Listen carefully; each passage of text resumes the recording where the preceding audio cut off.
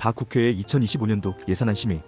피청구인은 국회가 2025년도 예산안 중 대통령 비서실 및 국가안보실, 경찰의 특수활동비, 검찰의 특수활동비 및 특정업무경비, 장거리 함대공 유도탄 SM-6 사업, 적지역 대드론 통합체계 사업, 전술 데이터링크 시스템, 성능 개량 사업 등 예산을 감액하여 마약 천국, 민생 치안 공황 상태로 만들고 안보 공백을 초래하였으며 주요 예산을 전액 삭감하여 국가의 본질적 기능이 훼손되었다고 주장한다. 국회 예산결산특별위원회는 2024년 11월 29일 2025년도 세출 예산안을 감액하기로 의결하였다. 과거에는 감액이 있으면 그 범위에서 증액에 대해서도 심사하여 반영되어 왔으나 헌정 사상 최초로 야당이 주도하여 국회 예산결산특별위원회에서 증액 없이 감액에 대해서만 의결이 이루어졌고 그 주요 내용은 다음과 같다. 첫째, 대통령 비서실 및 국가안보실과 경찰청의 특수활동비, 검찰과 감사원의 특수활동비 및 특정업무경비 예산 전액이 각 감액되었고 이 가운데는 검찰의 국민생활 침해범죄 수사, 사회적 약자 대상 범죄 수사, 마약 수사, 사회공정성, 저해사범 수사, 공공수사, 형사부 등 수사지원 관련 특수활동비와 특정업무경비가 포함되어 있었다. 둘째, 예비비도 상당 부분 감액되었다.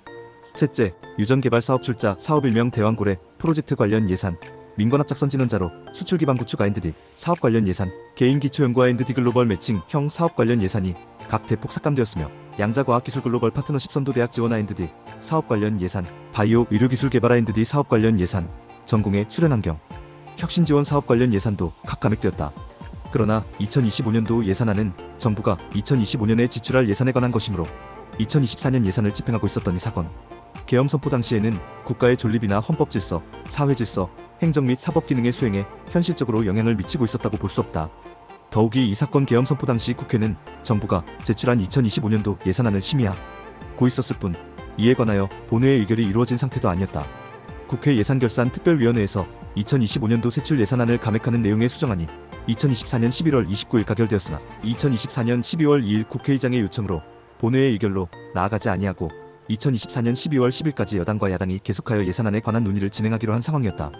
국회의 예산안 심의가 완료되지 않은 상황에서 예산결산특별위원회의 감액 의결이 있었다는 이유만으로 중대한 위기 상황이 현실적으로 발생하였다고 보기 어렵고 본회의에서 그대로 의결될 경우 장래의 치안 불안 등이 염려된다는 이유만으로는 비상계엄 선포를 정당화할 수 없다. 정부에서 관련 자료를 제출하고 여당과 야당이 추가적으로 예산안을 심의함으로써 대응할 수 있는 상황을 두고 평상시의 헌법 질서에 따른 권력 행사 방법으로 대처할 수 없는 국가 비상사태가 발생하였다고 평가할 수도 없다. 국회 예산결산특별위원회는 2025년도 세출 예산안 중 4.1조 원을 감액하는 내용으로 의결하였는데 2023년에는 4.7조 원이, 2022년에는 13.8조 원이 국회 본회의 의결로 감액된 점, 감액된 4.1조 원 중 1.4조 원은 예측할 수 없는 예산 외의 지출 또는 예산 초과 지출에 충당하기 위한 일반 예비비지고 국가재정법 제22조 제1항 0.5조 원은 공공자금관리기금 예수이자 상환을 위한 금액인 점 등을 고려하면 주요 예산을 전액 삭감하여 국가의 본질적 기능이 훼손되었다는 피청구인의 주장 역시 그 합리성을 인정하기 어렵다. 피청구인은 원전산업, 동해 심해, 가스전 개발 사업, 각종 기술 개발 산업, 복지 사업 등의 예산 일부가 감액된 점도 지적하고 있다. 그러나 앞에서 살펴본 것처럼 중대한 위기 상황이 현실적으로 발생하여 기존 질서를 유지회복할 필요가 있는 경우가 아니라 기존 질서가 유지되고 있는 상태에 불과한 경우에는 비상계엄을 선포할 수 없는 것이므로 피청구인이 추진하고자 한 이와 같은 사업 수행에 차질이 예상된다는 이유만으로는 비상계엄 선포를 정당화할 수 없다. 한편 피청구인이 야당이 일방적으로 감액하였다고 주장하는 장거리 함대공 유도탄 SM-6 사업 예산에 대하여는 상임위원회 예산결산심사소위원회에서 미국 측의 무기개발 절차가 지연되어 감액이 필요하다는 여야 간의 합의가 있었고 적지역 대드론 통합체계 사업 예산에 대하여도 주파수를 확보하지 못하여 감액이 필요하다는 여야 간의 합의가 있었다. 그 외에도 피청구인이 야당이 일방적으로 감액하였다고 주장하는 사업 예산 중 전술 데이터링크 시스템 성능 개량 사업, 아이돌봄 수당, 청년 고용 지원 인프라 운영 사업 등 상당 부분에 대하여 상임위원회 예산결산심사소위 원회에서 감액하기로 하는 여야 간의 합의가 있었고 군 간부 처우 개선을 위한 당직 근무비 인상 예산 등은 당초 정부안에 포함되어 있지 않았다. 이러한 점에 비추어 보면 피청구인의 예산 관련 일부 주장은 타당하다고 볼 수 없다. 그 밖에 더불어민주당의 활동. 피청구인은 그 외에도 더불어민주당이 200회에 달하는 대통령 퇴진, 탄핵 집회를 열어왔고 4대 개혁에 반대하였으며 유엔 대북 제재를 풀어야 한다고 주장하거나 한미일동의 합동훈련을 전쟁 유발 행위이자 극단적 친일 행위로 매도하는 등 안보에 위협을 가하였고 가짜뉴스를 수없이 생산하고 살포하는 등으로 국가사회를 혼란에 빠뜨렸으며 당대표인 이재명의 형사사건과 관련하여 법원과 검찰청 인근에서의 시위를 권장하거나 헌법재판소의 구성을 방해하는 등으로 사법권이 정상적으로 작동할 수 없게 하였다고 주장한다.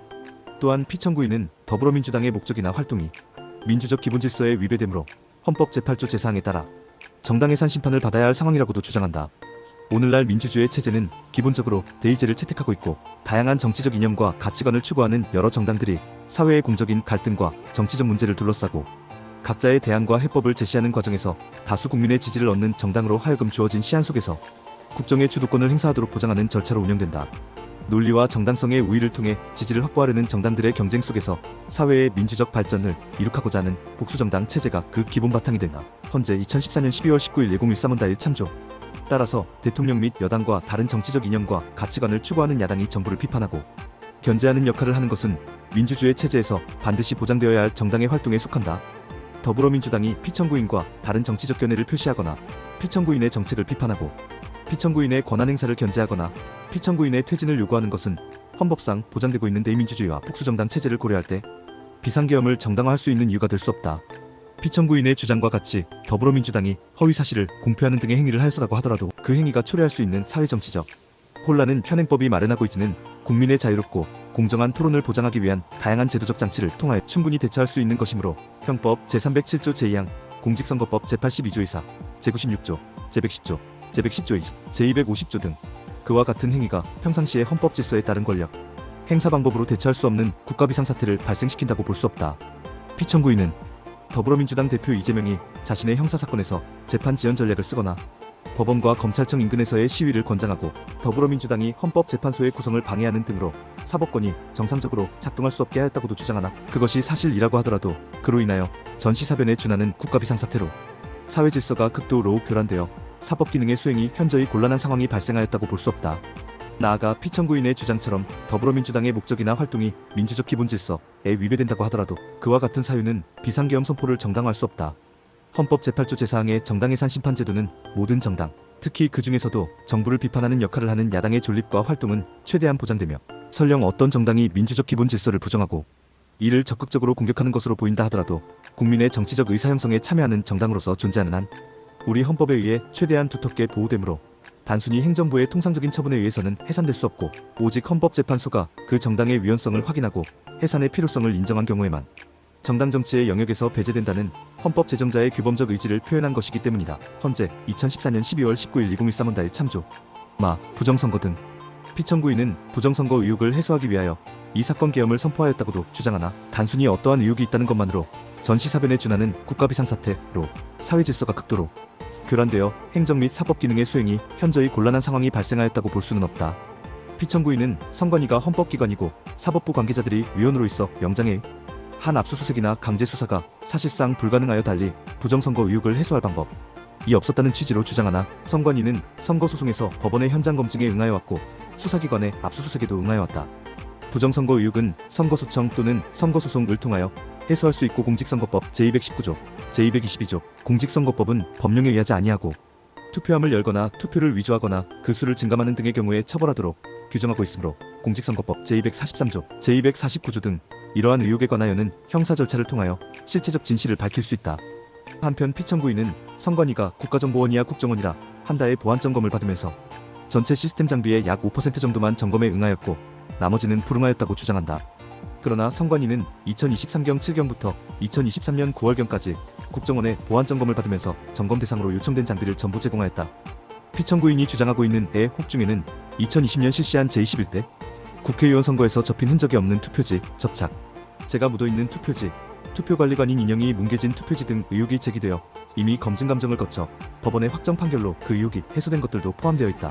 대법원 2022년 7월 28일 선고 2020 수상공 판결 대법원 2022년 7월 28일 선고 2020 소028 판결 등 참조. 피청구인은 2024년 4월 총선을 앞두고 문제 있는 부분에 대한 개선을 요구했지만 제대로 개선되었는지는 알 수 없다고도 주장한다. 그러나 중앙선관위는 2023년 10월 10일 보안 패치, 취약 패스워드 변경, 통합선거 인명부 DB서버 접근 통제 강화 등 보안 이시 급한 사항에 대한 조치를 완료하였다는 내용의 보도자료를 2023년 11월 2일 그 밖의 주요 취약점은 제22대 국회의원 선거 전까지 예산당국의 협조를 통해 개선을 완료할 것이 라는 내용의 보도자료를 2024년 3월 11일 보안점검에서 지적되었던 취약점은 대부분 조치하였다는 내용의 보도자료를 홈페이지에 게시 및 배포하였다. 중앙선관위는 제22대 국회의원 선거 실시 전에 정보보안 업무 담당자의 PC만이 선거 서버에 접근할 수 있도록 하는 등으로 보안을 강화하였고 부정선거 의혹을 해소하기 위하여 사전 우편 투표함 보관 장소 CCTV 영상을 24시간 공개하고 개표 과정에 수검표 제도를 도입하는 등의 조치를 취하였으며 정당 참관인의 입회하에 2차례 국정원과 합동으로 이행 여부 현장 점검을 시행하였다. 이러한 상황을 고려해보면 피청구인의 이 부분 주장은 타당하다고 볼 수 없다. 피청구인은 이 사건 계엄 선포 당시 우리나라가 북한 및 중국, 러시아와 같은 사회주의, 전체주의 국가들이 종래의 재래식 무기를 사용한 전면전 이외의 비정규전, 테러, 심리전, 여론전, 사이버전 등 동원 가능한 모든 수단을 전개 가능한 모든 영역에서 사용하여 공격하는 이른바 하이브리드전 상황이었다고도 주장한다. 그러나 피청구인이 주장하는 사정들만으로는 단순한 추상적인 가능성을 넘어서서 이 사건 계엄 선포 당시 비군사적 공격으로 인하여 평상시의 헌법 질서에 따른 권력 행사 방법으로 대처할 수 없는 중대한 위기 상황이 발생하였다고 판단할 만한 객관적인 정황이 있었다고 인정할 수 없고 하이브리드전과 같은 비군사적 공격에 대하여 국회에 병력을 동원하여 대응할 수 있는 것도 아니다. 3. 소결. 결국 피청구인이 더불어민주당과 관련하여 주장하는 사정들은 더불어민주당 소속 국회의원들이 국민의 대표로서 헌법상 부여받은 법률안 제출권, 법률안 심의 표결권을 행사하거나 국회가 국민의 대표기관으로서 헌법상 부여받은 탄핵소추권, 입법권, 예산안 심의 확정권을 행사하거나 더불어민주당이 헌법상 보장된 정당의 자유를 행사한 것에 해당한다. 그로 인하여 피청구인의 국정 운영에 상당한 지장이 초래되었다고 하더라도 이는 대통령제를 채택하고 있는 우리나라에서 이른바 여소야대 정국이 형성되는 경우 국회에서 다수의 지위를 점하고 있는 야당이 헌법 및 법률에 따라 국회에 부여된 정부에 대한 견제권을 최대한 행사함으로써 발생할 수 있는 상황이므로 이를 국가긴급권의 발동이 요청되는 국가비상사태라고 볼 수는 없다. 헌법은 국회의원 및 국회에 각종 권한을 부여하고 정당의 자유를 인정하면서도 그 권한의 남용과 자유의 한계를 벗어난 행위를 통제할 수 있는 장치를 스스로 마련하고 있으므로 피청구인은 헌법이 대통령에게 부여한 평상시의 권력 행사 방법으로 대처하였어야 한다. 그 밖에 피청구인이 주장하는 부정선거 의혹, 이른바 하이브리드전 상황들을 모두 고려하더라도 전시사변에 준하는 국가비상사태로 사회 질서가 극도로 교란되어 행정 및 사법 기능의 수행이 현저히 곤란한 상황이 발생하였다는 피청구인의 판단을 객관적으로 정당화할 수 있을 정도의 위기 상황이 이 사건 계엄 선포 당시 존재하였다고 볼 수 없으므로 위와 같은 피청구인의 판단은 현저히 비합리적이거나 자의적인 것으로 볼 수밖에 없다. 병력 동원의 필요성 인정 여부. 비상계엄은 병력으로서 군사상의 필요에 응하거나 공공의 안녕질서를 유지할 필요가 있는 경우에만 선포할 수 있다. 헌법 제77조 제1항. 따라서 병력의 동원이 위기 상황을 수습하는 데에 적합하지 않거나 경력만으로 위기 상황이 수습될 수 있는 경우에는 비상계엄을 선포할 수 없다. 피청구인이 주장하는 국회의 권한 행사로 인한 국익저해 및 국정마비 상태는 치적제도적 수단을 통하여 해결하여야 할 문제이지 병력을 동원하여 해결할 수 있는 것이 아니다. 헌법 역시 비상계엄이 선포된 때에도 정부나 법원의 권한에 관하여 특별한 조치를 할 수 있도록 규정하고 국회만큼은 계속하여 그 권한을 행사함을 전제로 국회에 계엄의 제요구권을 부여하고 있다. 제77조 제5항. 또한 앞에서 살펴본 것처럼 부정선거 의혹은 사법 절차를 통하여 해소할 수 있는 것이므로 이를 해소하기 위해서 병력을 동원할 필요가 있다고 볼 수도 없다. 한편 피청구인은 이 사건 계엄이 야당의 전횡과 국정 위기 상황을 국민에게 알리고 호소하기 위한 경고성 계엄, 호소형 계엄이었다고 주장하고 있다. 병력 투입은 여타 수단들을 모두 고려한 후 최후 수단으로 사용되어야 한다는 점에서 피청구인은 먼저 대국민담화 등을 통해 이로써도 부족하다면 탄핵제도 등에 대한 헌법 개정안 발의헌법 제128조 제1항 국가안위에 관한 중요 정책에 대한 국민투표 부의권 행사 헌법 제72조를 통하여 국민의 관심을 모으고 이러한 위기 상황을 알려 경고와 호소를 할 수도 있었다. 따라서 이 사건 계엄 선포 당시 병력으로서 군사상의 필요에 응하거나 공공의 안녕 질서를 유지할 필요가 있었다고 볼 수 없으므로 이 점에 있어서도 이 사건 계엄 선포는 비상계엄 선포의 실체적 요건을 갖추지 못하였다. 계엄법 제2조 제2항이 정한 목적의 인정 여부. 비상계엄 선포의 목적은 군사상 필요에 따르거나 공공의 안녕 질서를 유지하기 위한 것이어야 한다. 계엄법 제2조 제2항. 즉 비상계엄은 중대한 위기 상황이 현실적으로 발생하였을 때 위기 상황에서 비롯된 군사상 필요에 따르거나 위기 상황으로 인하 이어 훼손된 공공의 안녕 질서를 유지 회복하기 위한 목적으로만 선포될 수 있다.